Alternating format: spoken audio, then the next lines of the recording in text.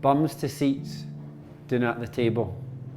In every direction, universes beyond this room glimmer, creak. Sky strain, though I do not notice. My eyes are lit candles, chatter, swoops, and whispered words whisk up a clamour.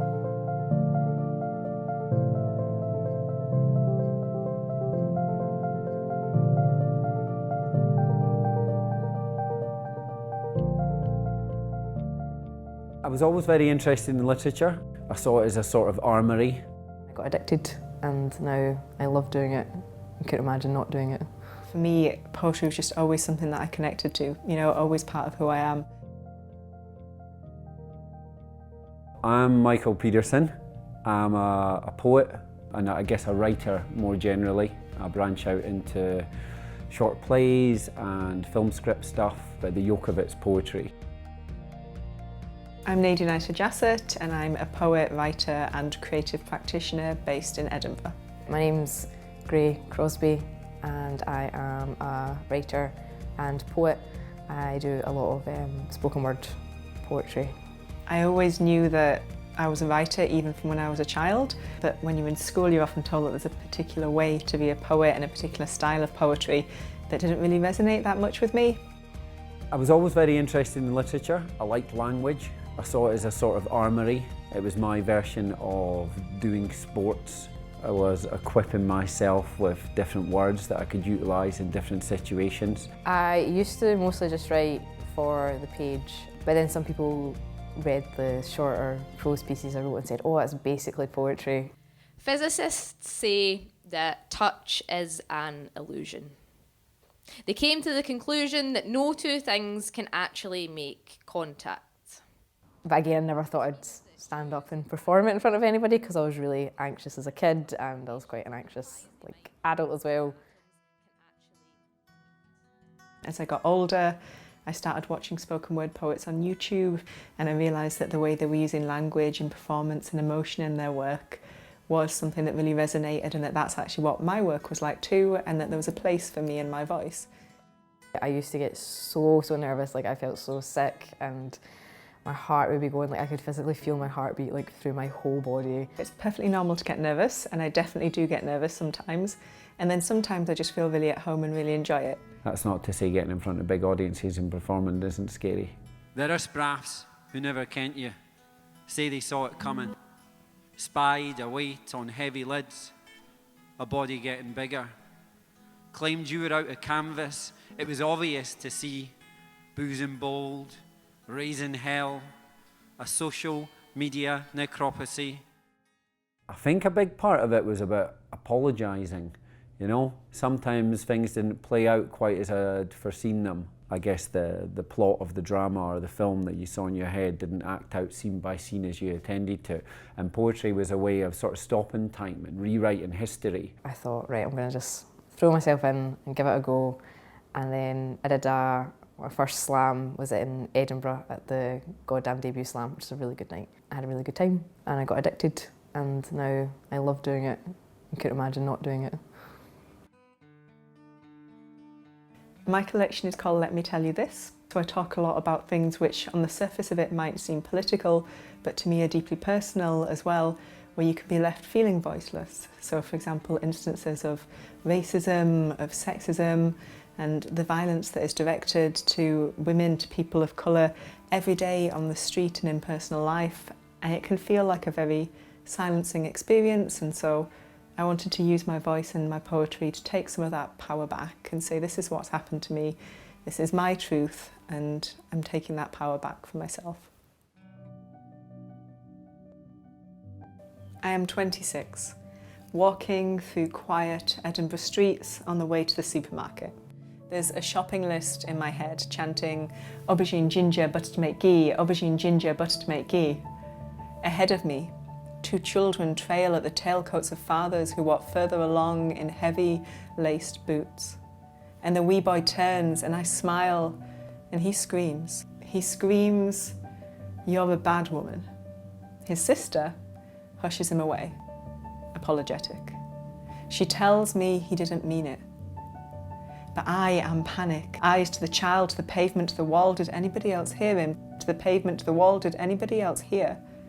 To the child, to the floor. Returning home, I am conscious of my face in that child's mind and the words he has heard and the television he has watched and the newspapers he has read. And I have a memory, briefly, of a university friend in consoling tones telling me I could pass for white. No matter how gentle, no matter how serene, no matter how many good works I do, or taxes I pay, or lives I save, I will always be to them, a dangerous woman. And what are they to me?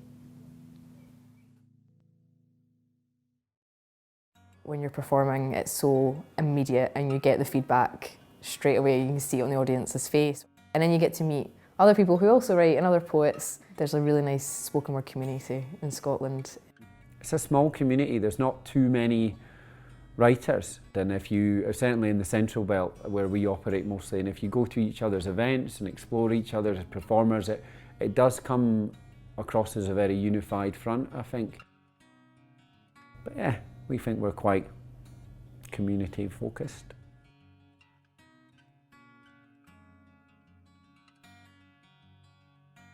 I write a lot about mental health and about gender and sexuality, and also a lot about relationships as well. Then a lot of other people sometimes have a similar experience and then they come up to you and say, oh, like, I really like this, or I can really relate to this, or thanks for sharing that, which is really nice. One day I woke up puzzled with a scrambled feeling in my brain and a body that didn't look the same, and I realised that I was Rubik's cubed. The mirror revealed a human-esque geometric mess. Unaligned and coloured too brightly, the world paled to greys beside me, so I called in sick to work that day. It took 2 weeks too long to see a doctor. Just some general practitioner who was not the best of listeners and who told me it's all in my head, that I need exercise and sleep instead of wasting his time, that it would all get better if I just tried to pull myself together. And just 1 week after you said we were through, you told me how you'd met somebody new and my face turned red, my stomach green, and my heart twisted blue. I told the white lie. I was happy for you. Was it then that I changed to this alteration without explanation or reparations, and there's no apparent antidote or vaccination, so instead I take a combination of pills and liquors and I pick this stickers. Pick and scratch, detach an edge and hidden spots, a sticky mess of paper scars from the times I'd scratched too far. And then that time I went too far. There's been things that I've, I guess, confessed to in poems, whether that's an emotion or a happening or some sort of incident that's occurred to me that I wouldn't as readily bring up in conversation, even amongst close friends or family members. Quite often I'll do performance pieces about topics that I wouldn't feel comfortable sitting down with a close friend and talking about in a conversation. But when you put these sort of things into a poem, then suddenly it's so much easier to have these conversations and stand up in front of a room full of complete strangers and talk about really personal issues. My friend, very good friend, Scott Hutchison, illustrated the book, and it was the book was just as much about a collaboration together and something that we could use to tour and take across the world and do different things with. And Scott said we should really get tattoos to honour the book and the collaboration and everything we've done together. Now he's got quite a lot of tattoos and I had none. So I agreed to it in theory at that point in time, conceptually, like a pact. And then Scott died last year, and one of the last times I saw him, he reminded me that we still had to get those tattoos. So I got my one first, And then I thought I should probably get his one as well to sort of fulfill the pact. Everything and nothing. It's the you only you could draw. That's the infuriating thing. Limbs in seaweed stookies, shells pinned to cap, a flappy fish tangled into thick beard. This is how I imagined you to be found.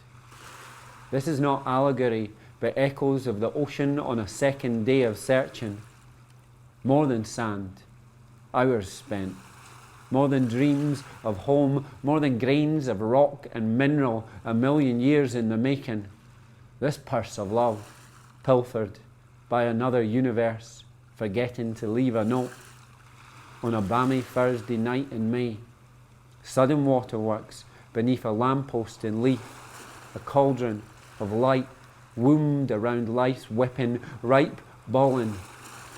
I took the call. You have been found, dear friend.